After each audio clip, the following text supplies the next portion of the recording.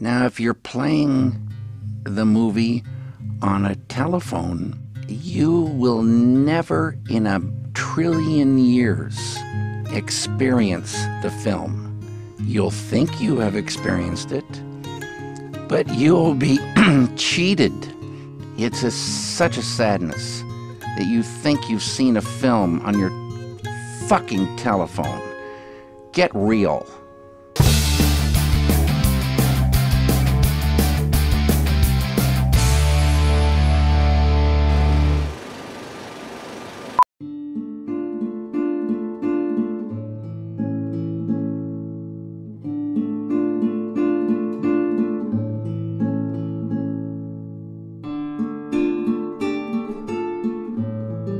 Sugimoto's work in the late 90s was dealing with his nostalgia about the loss of the movie theater as we knew it. So Sugimoto went to many historical cinemas and set his shutter speed for the duration of the film so that the aperture was opening and essentially capturing the entire film in one frame. A ghostly white screen scattering the flickering light on that film within a film, but also captured the architecture and the intensity of lavish love that we put on those architectural spaces of the early cinemas. Back in the early days of cinema, back in the 20th century, you had theaters that were built in every single tiny little town. So you had various communities that could gather together in the theater for that experience, and when they were really ramping up the extravagance of the theater experience, that's when you started to see all these wonderful movie palaces that were built back in the day. It was an experience for the whole family and not just for the kids. And then the matinees, you would have the kids that would just show up there and sit there and watch 3 or 4 films all day long, and that was the babysitter for the parents. And so the parents would wander off and work, and the kids would just spend the whole day at the theater, and that was what kind of occupied their time. But in this day and age, you've got such, the entertainment marketplace is diverse. It's just you're competing against so many different other entertainment options, from sports to television to the internet to everything else, and all of your new technology also kind of lends itself where you don't really consider going to the theater as much anymore because it's not the same experience. But for us, nothing beats that moment when you're in a darkened theater together with a large crowd and you're all reacting to the same thing. Let's all go to the lobby to get ourselves a treat. I want to see the Justice League in the theater because you can get popcorn, and which you can't do that at home unless you buy it. And you can still get slushies. Sometimes, or maybe a big drink or something like that. The excitement of seeing something come to life on the screen is great. We don't do it very often because it is cost prohibitive, but we do enjoy movies a lot. I like to watch a lot of movies, but we'll watch them on demand at the convenience of our home on the TV for 1/10 of the price. A big change is headed our way in the way we watch movies. At the end of the year, Hollywood's going digital. It's a move that will cost theaters an average of $70,000 a screen. Many of the major film companies are now switching over to these digital projectors. Hollywood is moving away from film. Theater owners around the globe are being told time is running out to convert. I know that what they'll miss is they'll miss the sound of the projectors. They'll miss all of that. It has some really fond memories for people. I think it's the death keel. I think it's the death rattle. I've always believed in the magic of movies. And to me, the magic of movies is connected to 35 millimeter. Everyone thinks, you can't help but think, that when you're filming something on film, that you're recording movement. You're not recording movement. You are just taking a series of still pictures. There's no movement in movies at all. They are still pictures. But when shown at 24 frames a second, through a light bulb, it creates the illusion of movement. So thus, as opposed to a recording device, when you're watching a movie, a film print, you are watching an illusion. And to me, that illusion is connected to the magic of movies. When you see film, 35mm film, in the theater, you're actually spending half of your time in complete darkness. And it's an active process for the brain. The brain is having to work to trick itself into seeing motion. That's why when you see a film, oftentimes when you walk out, your eyes are tired. Video never goes black, it just refreshes the scan lines over, so it has a numbing effect on the brain.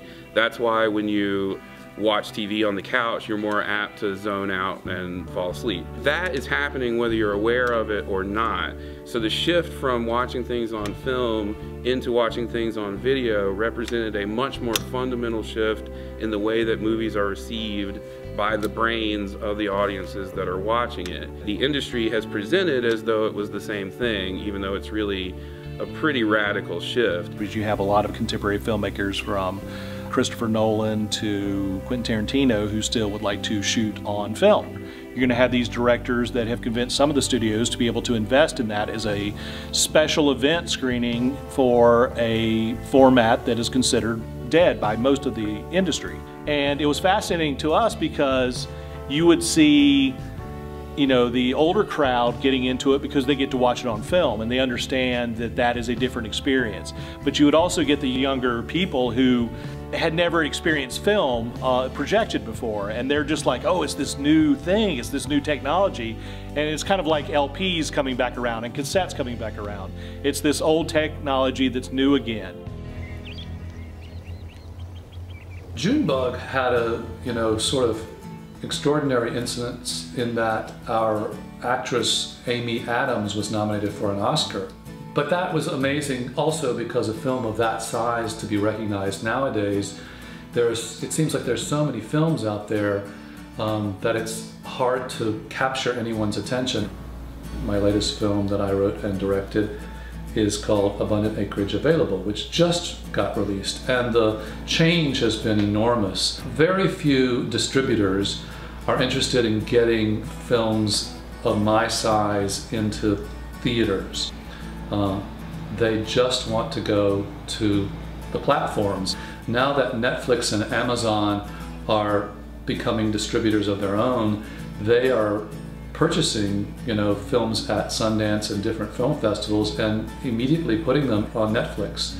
This past year's top winner at Sundance, that was called I Don't Feel at Home in the World Anymore, had no theatrical release. It immediately went to Netflix. I like watching movies at my house because it makes me feel good and my cats are there and Beatrice, and I get to watch a movie. It's like, say there was a movie that has lots of shows to it, we could watch one every night and it's just funner. I think that because of the various streaming services that are out, that allows people to think that more things are available than have ever been available. But if you think about all of the thousands of titles that never went from DVD to Blu-ray, and then the tens of thousands of titles that never went from VHS to DVD, it's actually more true that we have a narrowing amount of things available to us, and you can see it even more clearly with the way that the streaming services are trying to lead everybody into these sort of pre-selected lists that they're doing, setting ourselves up for a very large data loss, and I'm afraid that it's going to be a big data loss that we haven't seen since maybe the silent era, because I don't feel like people are really minding the store because everybody's assuming that others are.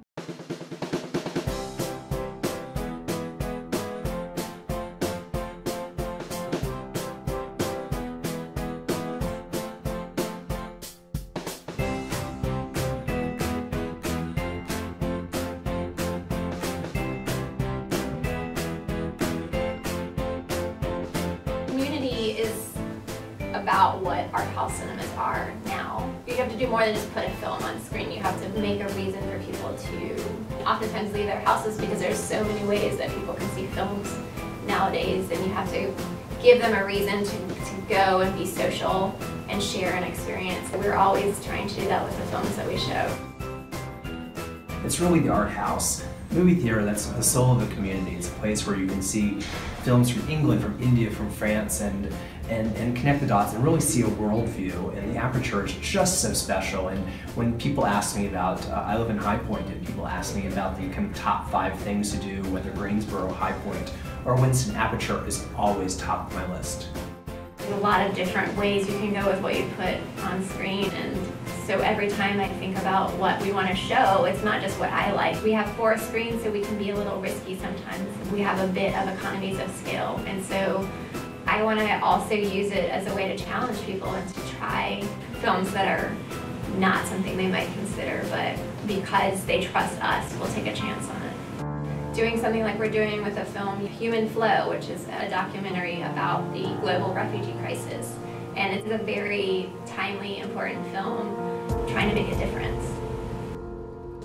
Lauren reached to us and she said they were having a documentary film about refugee and immigrants, and she wanted us to be part of it and let people like taste our food, and like we can share our culture and let more people know about what we are doing if they wanted to be like involved more, or like how to be part of what we are doing to help others. I think it's a really enriching experience, not only for the Winston-Salem community, but for everyone to learn more about refugees through documentary film like Aperture is having here with this conversation about refugees, but also to be able to taste a part of their culture and to immerse yourself in it, to have the conversations about, so there are refugees in the world, but what are we doing here in Winston-Salem? Independent movie theaters boomed throughout the 1990s, but many shut down with the rise of multiplex cinemas.